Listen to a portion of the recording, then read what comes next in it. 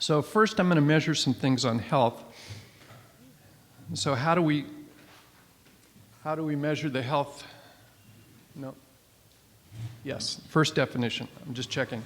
Health is a state of complete physical, mental, social, and spiritual well-being, not merely the absence of disease or infirmity.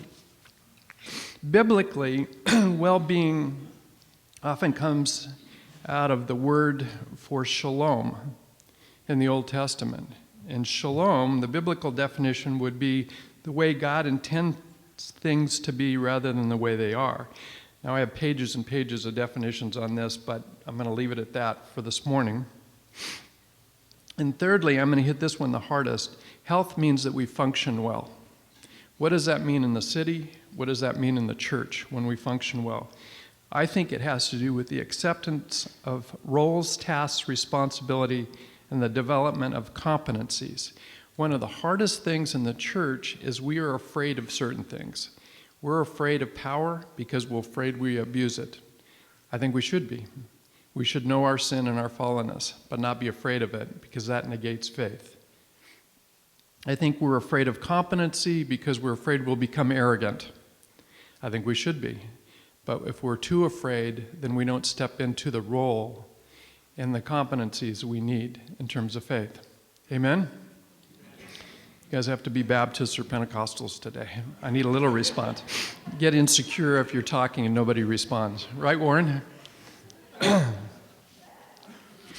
Okay. I'm going to put a map up real quick of Tucson. And one of the things that we oftentimes look at is in this map, we look at what are the at-risk neighborhoods, and on your table you also have at-risk populations. I'm not going to go into those because I don't have the time, but it's very interesting when you look at stress maps, which areas are the most stressed. With Richard, I'm going to introduce him in a little while, but one of the things that happened is when we eliminated payday loans, he invited me to his office. He's had a Ward 5. He said, we had the most payday loans in that ward. So he was one of the stress places in there. He said, can you get the church to do micro loans in our ward? I said, I'm not doing real well because I'm a low functioner. But one of the things that we see is that there are areas of stress in our city and populations that need to be attended to for us to be healthy, both in city and in church. Amen? Okay, so the 4 areas are crime and addiction, and the reason I put that up there is when we were number 1 in crime, it was because of crystal meth use in our community. So it was a huge thing. The Meth-Free Alliance that was started and how that all worked helped to eliminate that. So that was one of the big things. But the other thing in terms of the health of the church and the city, if you watch the transformation tape, the first one, the Guatemala city, what you saw was once there was revival and reformation, crime was eliminated. In that city, they closed the jail. They no longer had crime in the city because of the level of revival and the level of reformation. So when we have a movement, a revival, and a reformation in city, you see transformation. It brings about health. Education, we've talked about Bernadette and Fort Tucson and 100 churches being involved. And Dave brings this up a lot in that we're seeing more and more partnership between education and the Christian community. Family stability. When I ran renewal counseling, I did the demographics. We had one of the highest divorce rates in the United States. We were 30% higher than the Midwest in Tucson. And one of the things that we saw consistently was family instability. Is Andy here? Ross? Jim? No. So Marcia Warden used to say the main 2 factors in poverty are family stability and education. Those things have to change for our community to get better in terms of poverty. And that was one of the things we saw then. I see it even more now in working with the poor. And last, poverty statistics. We've been talking for a few years that we were 6th poorest city in the United States, and then we moved up to 8. And the mayor says that's because the other cities got worse. But anyway, I want to make a couple statements on this. The health of the church, I believe, is that the church must recognize that every battle is first spiritual. Even though we are our spiritual faith community, what I see most commonly is we do not recognize that every battle is first a spiritual battle. But then that we have to move to secondary calls of family, politics, work, community, schools to be effective in our spiritual warfare. Sometimes we polarize. We think it's either all prayer and all God, or it's all competency and capability. It's not. At the core of every battle is a spiritual battle. That's why prayer is so essential. I believe we are praying together. It's one of the biggest changes I've seen in the last 10 years. Pastors' prayer summits, national, global, local days of prayer. I'm seeing more and more of a commitment by the faith community to pray for our community. Huge changes in that. I think that will make a difference. Sometimes you don't see it today or tomorrow, but you see it coming. But I also think that we have to recognize that we have to step into domains, sectors, and life tasks, or we over-spiritualize. We don't recognize the spiritual battles, we under-spiritualize. We don't get involved in the battles in these different areas, we under-spiritualize. People of faith only grow when they personally step into their call and walk with God. The body only grows together when they walk with God and do His will and bring the kingdom imperatives into our community, in my opinion. I believe that God's grace is going to increase our capacity here as a faith community because He's faithful. Amen? Increased capacity. One of the main things that you see, I'm a therapist as well, in terms of family work, is that there's always a burden to capacity formula. If the burden's too great, the dog dies. Think about it. We have to have, Warren, you're shaking your head. We have to have capacity. One of the things that keeps people from growing in their faith is they go, well, I don't have capacity. God has capacity. He empowers us through faith. As we grow in that, we're capable of taking on all kinds of burdens, and that makes a huge difference in our community. I want you to think about it this way. When families get healthy, they not only take care of their own, but they take care of people outside their families. When churches get healthy, we see the same thing. There are a lot of churches here, pastors that represent their particular church, but they also penetrate their communities. The more capacity they have, the more they penetrate their communities. So I have listed a lot of these, but Becky's here from Pantano. Raise your hand, Becky. Pantano has been doing a great job on the east side for a long time. Jim Toole's over here. Raise your hand, Jim. St. Andrews. I'm going to mention these churches for a specific reason in a minute. And what I see with a lot of the churches is that they have capacity and they penetrate. And they make a difference to the health of the community. Bakke says, we all know that a healthy person needs a healthy family and that a healthy family needs a healthy community. Amen? The Pittsburgh Leadership Foundation, which is the oldest Christian community development in the United States, says the welfare of each is linked to the welfare of all.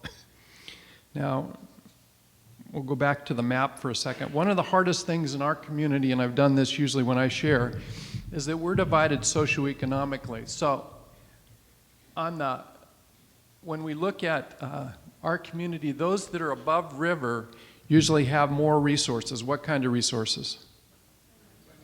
Financial resources. What else? People? Education. Yeah.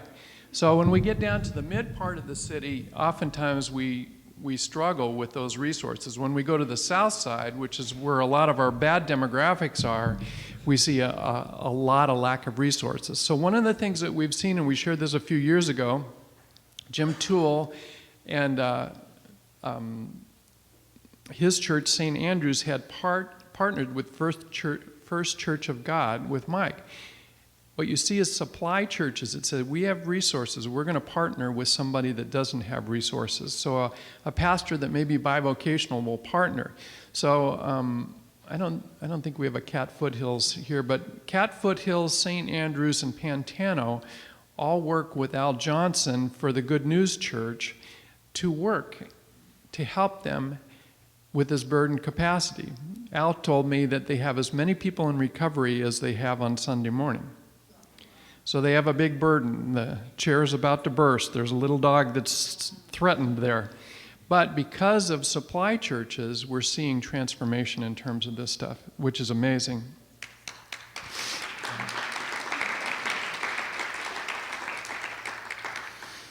So one of the things that we know in terms of spiritual growth is we have to get people out of the pews. Robert Lewis says that you're there to learn the Bible in the incubation stage so you can be launched. And launching is key, but we don't all in every church believe in launching. Oftentimes we're back to the measuring stick of ABCs, attendance, billings, and cash. So we need to keep those in our local congregation rather than sending people out. So this is Pantano's mission statement: loving people to Jesus, launching passionate people. I've lost it on. To make our world different. Thanks. I needed that. So one of the things that we see in this is that when people are launched, they are the creative innovators. I often speak of champions in our community because we have so many champions. The champions are often people that are creative and innovators. Zach, where did you go? So Zach is one of the youngsters over here that's very creative and innovative and doing some amazing things. And we were talking about this week in some of our leadership groups. Kat, can you put the next one up? Oh, we can't see it. Well, if you look at the last part, and it says 3% of the population are the innovators. And then 13% are the early adopters. So when somebody starts something, they're usually on their own. Richard and I were talking about, when you step into something, how hard it is, because oftentimes people say you're wrong. In my own thing, when I started renewal counseling, I had two churches were sure I was a heretic because you couldn't integrate theology and psychology, and so for 5 years they were trying to get that reputation around the community. I also worked with my peers as therapists. They couldn't understand how I could integrate faith into psychology. So they weren't sure that I was legitimate there. Innovators, people that create things, are almost always ostracized, and that's one of the things that happens. I want to give two examples. I just read the Hillsong book. One of the revivals worldwide comes out of Hillsong, out of Australia. They're planting churches in every major city around the world. So you're seeing revival and reformation coming out of a very creative group who does their creativity through music. I was talking to Okongo, and he was working with a Muslim couple, and he went over to talk about their kids, and they're playing Hillsong. And he goes, "You guys are Muslim. What are you doing listening to Christian worship?" They said, "We like Christian worship." So one of the things we see with creative people is oftentimes they do amazing things, but they're often outside the box in terms of doing this. One of my favorite stories is Louis Pasteur. One of the domains that we see is in Christian history, and I love Christian history and reading about it. So Louis was just kind of one of these guys that liked science, so he got a degree in chemistry, a degree in biology, and thought what he'd do was be a teacher. He had 5 kids. 3 of them died of typhoid. So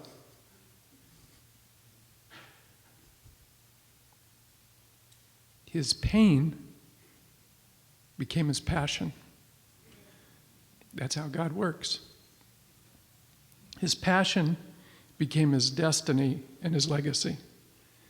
There's lots of that here in the room.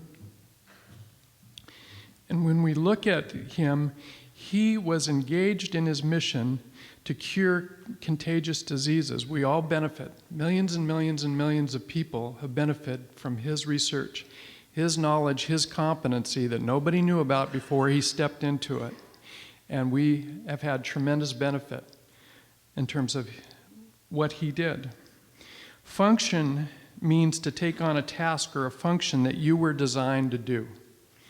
One of the hardest things is each individual here has a call that you were designed to fulfill, that you're called into. You can't compare yourself with anybody else because you're unique. But the city will not be as good a place unless you fulfill your call. Your church won't be. Unless you fulfill your call. And I think about that a lot in terms of people like Pasteur. Even though he was a chemist and a biologist, he touched all of our lives and still touches that today. Because the kingdom of light penetrates the kingdom of darkness, and he was a man of faith. He was a devout man of faith. You're not going to get all the biographies that say that, but that's a part of his story. In community development, the church does development work. Part of development work is preventative. When it does its tasks and function well, it prevents evil from happening. And you can see this with the pastor example. And when evil doesn't happen, it's not one of those things you can see. It just doesn't happen. If we have a good family, we're going, well, they're from a good family. But we can see what happens in families that are not functional and not doing well, where people haven't stepped into their roles, their tasks, their competency. For thousands of years, God has called believers to care for widows, orphans, and aliens out of the Old Testament, and to do the work of caring for the vulnerable. To be healthy and functional, the church has taken on this task. There's tons of history on this. One of my favorite parts is all of us are affected by the Puritans. Sometimes they're made fun of, but their doctrines and their expression were phenomenal. In the 1800s, it's very much like today, Europe was dumping immigrants into America. De Tocqueville said, America's going to need an army to take care of the criminal elements from Europe.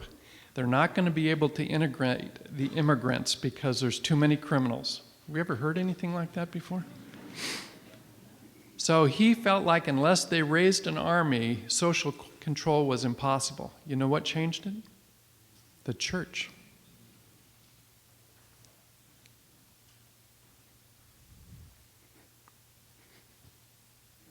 When he did his works, he saw that it was small associations of believers, and some of them were amazing. Some cities would double in population, and within 1 year, the European immigrants were integrated with job development, language skills, and assimilation through faith. Amazing stories when you go back and read about the early 1800s. We're doing that today. I'm going to show you two videos while I'm talking, and the first one is Claudia, and I was teasing Greg. Greg, raise your hand over here.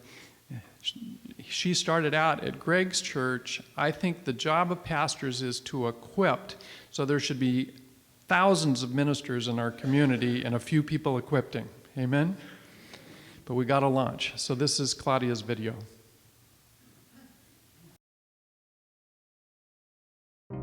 I was working for Hands of Hope at the time, and I was one of their admissions counselors.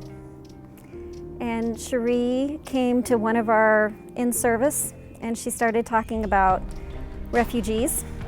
And she started mentioning these mothers that were home by themselves and they couldn't learn English because they couldn't go to training. And I thought, well, that's something I could do. And I'd always been afraid of Muslims. I had. And she was talking about, the mom that she had for me was from Lebanon. And I thought, okay, God, if this is what you're calling, because at first I said, hey, Cherie, give me anybody else but Muslims because I'm not comfortable with them. Well, God had another plan for me.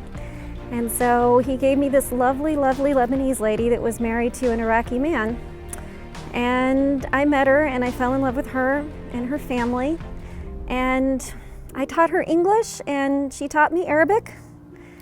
And I felt, that God brought me there because he wanted to teach me that everybody is the same. A few years ago, my best friend and I were at Fountain of Life Church, which is the Lutheran church. And we decided that we wanted to become more involved with refugees. So we approached our pastor and we said, Pastor, we would like to adopt a family through TRM. And he said, that would be great, go ahead and do it. You and Victoria are in charge of this, you go ahead and do it. So we approached Cherie, we said we want a family. She said, okay, there's a Burmese family and they're coming into town in a month. And we said, okay, what do we need to do? And she said, you can collect furniture to outfit their apartment. You can buy them food. You can greet them at the airport. So we sent out a call to our church. We had an overwhelming amount of people donate furniture. And we completely outfitted the apartment from the ground up, including car seats and baby furniture because they had a newborn that they were bringing with them. And then we had 15 people that met them at the airport. We provided so well for this family that the refugee agency was able to support them for almost a year because we set the apartment up for them. We had members of the congregation that went over there once a week and taught them English. And we did outings with them. And we played with the kids and we loved them. We did Christmas, we went to Winter Haven, and we did this for about a year. It was an amazing experience, and people at that church still talk about that family and what we did there. I am a member of Rincon Mountain Presbyterian Church at the present time, and I had been talking to my pastor, Phil Cruz, about the fact that there's refugees out in Tucson and that our congregation should be involved. At the same time, I was speaking with him. Joelle Smith, who is the associate pastor's wife, was saying the same thing to her husband, and they were talking about the fact that we should get involved. And Joelle was very passionate about it as well. So the two of us put our heads together and we decided that we would do a Welcome Baby partnership with Tucson Refugee Ministry. We approached Cherie. We asked her to come over and talk to our group. We have probably 10 women that are involved right now. And we have made a three-month commitment to an Iraqi lady. She just had the baby last week. Little Mayer, she's so cute. And we're spending time with them. We had a beautiful baby shower. We got her a nice crib. I think it's going to be great for our church. I know that God has called me as a leader. It is one of the most terrifying things I've ever done, because for myself, I don't feel capable. But in my quiet time with him, in the time that I spend with him every single day, it's the same message. I have called you, I have a purpose for you, and if you rest in me, there isn't anything that can't be accomplished. So here I am.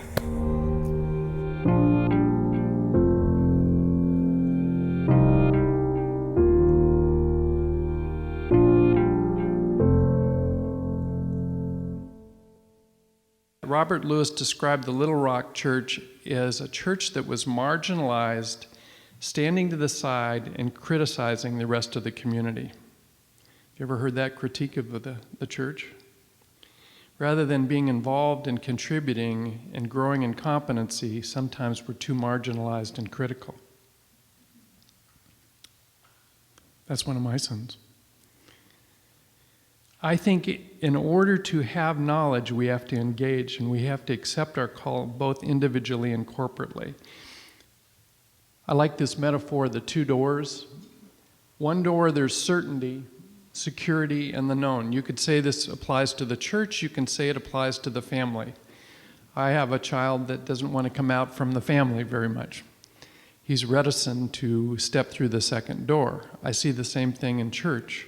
The second door is the uncertain, where there's risk, there's unknown and insecurity, which we would call faith in the faith community. It's scary to step into the unknown. But in order to grow and really become competent, a lot of times we have to step into that. And that's what we see with innovators and people that are champions in our community. They step through that door. It's not that they don't have their foot in the other side. We all need security. We all need fellowship. So one of the things I want to say is for our community to be healthy, we have to have the three sectors working together. I partnered with government during that time to create policy and legislation that would eliminate the 400%. But I said to the government people, as I'm studying this, I think the faith community has a part to play. We have to step into our call, our responsibility. We have to do micro-lending. Well, that's been a hard sell because the church quit it over 100 years ago. So we tend to normalize. If nobody else is doing it, I'm not going to do it. That's why the Old Testament has a sin offering for ignorance. We're to be salt and light and bring health to our community by doing our part, whether in crime, addiction, education, family stability, poverty. These things are our call. We're to fight the good fight. We're to bring the kingdom of light into the kingdom of darkness through stepping through that unknown door. I have a video of Jerry on the sex trade. A lot of us in Christendom, evangelicalism, have begun to realize that there's something that's gone on that we didn't know about in the sex trade. So I have a short interview with Jerry on this as well. But let me just say that most of us, if you've taken a class from me on community development, I use Wilberforce as one of the great reformers in Christian history. Do you know that when he started, England was a mess? One of their biggest issues was 25% of the women in London were prostitutes. The average age was 16 years old. So this is not a new thing in terms of light going into darkness. This is an interview with Jerry Payton and Sold No More. This is a little bit different for me in that it was my daughter who started bugging me about this 6 years ago, asked me what I knew about sex trafficking of girls in the U.S., and I said, oh, come on, it's Southeast Asia, it's Europe, it's Middle East somewhere. I look for where there are gaps in the wall. Nobody's doing anything about it. That's what I always look for. And the more I read, the more I realized we had a huge problem with the commercial selling of kids for sex in America, and we don't know it. And in Tucson, there was no one doing anything about it. So that's almost like waving a red flag in front of a bull for me. That's how God engages me in things. Something where, especially where there's issues of justice and abuse, and no one's doing anything about it. So that's really what brought me into it. Start off meeting with the highest levels. There was a whole group of mayor, chief of police, assistant chief, and with the county attorney and people like that. I was literally kind of shocked when they looked at me and said, we do not have that problem in Pima County. There's never been a single case, much less arrest. Part of what I had to do was read up on the law. My second master's degree I got from a law school because I wanted to do a human rights advocacy. The law has changed, but it changed back in 2000, so it's not 5 years ago, it's 15 years ago the law changed. So that any commercial sexual activity with a minor is trafficking. And it's not just money, it's exchange for food, clothing, a place to stay. Anytime there's a commercial exchange for any sexual activity, not just intercourse, but anything, filming, with a minor and adult is the federal and state felony of trafficking. I didn't know that. Doesn't matter if they consented. Minors can't consent. And then I didn't know that law enforcement didn't know that. Sex trafficking has what they call 3 Ps: prevention, prosecution, and protection. The protection is what do you do with the girls once you get them? How do you protect them? How do you heal them? That's where the homes come in. The prosecution deals with law enforcement being aggressive in finding the girls and in going after the sellers, the perpetrators, the pimps and others. Prevention comes before all that. how do we help keep this from happening in the first place? We actually had to start with the prosecution part because there had been no arrests. Until I looked at the Pima County crime statistics, and when I was talking to the county attorney who said they'd never had a single case in the history of the county, I said, but in your county statistics, it said last year you arrested 9 teenage girls for prostitution. And the county attorney at that point said, oh, that's sex trafficking. Yes, it is.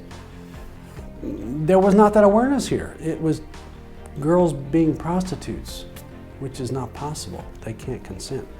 So we thought, okay, we're going to have to start with awareness with law enforcement. So we started by bringing in people. We did an all-day training for law enforcement. We had monthly meetings of a task force where I brought in experts to speak to law enforcement. Now, by law enforcement, I mean not just police, FBI, U.S. Marshals, Sheriff's Department, but it included the Attorney General's office here, the U.S. Attorney's office, and the County Attorney's office, and juvenile court. They all came, even police from the Indian Reservation came, as we brought in experts to talk about what's going on here. Once we did that, law enforcement now trains all their own people. There's a new law, state law, that makes it mandatory that all new law enforcement officers in any agency in Arizona have to be trained in identifying and responding to sex trafficking. That just started in 2015. So we kind of made a shift to social service providers. So we found out, another surprise, they had no clue about sex trafficking. So we started training La Frontera or CPUSA or Indies number. We did about 15 agencies in town. What we discovered was no one was doing prevention work with youth. So we began going into public schools a little less than 2 years ago. That was hard. Schools did not want someone coming in. We're a Christian ministry, we let everybody know that. But we deal with all kinds of secular people and groups. This semester alone, we're 7,600 kids, 16 schools, 110 presentations. Why? Every month, there are kids that come forward. Every month in a school.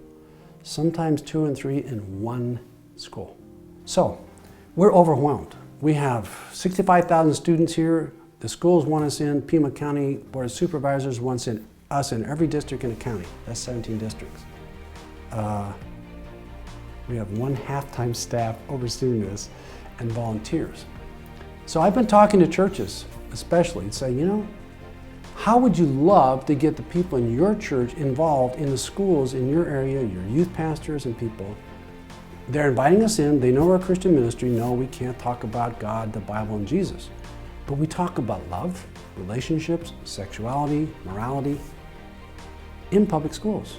I have never seen such an open door opportunity for Christians to be light in the darkness in this incredibly dark arena that the public is now looking to the Christian community to provide. People need to know there's a cost to getting involved in these areas where there's a lot of darkness. But the cost of not doing it, to me, is greater. It's far greater.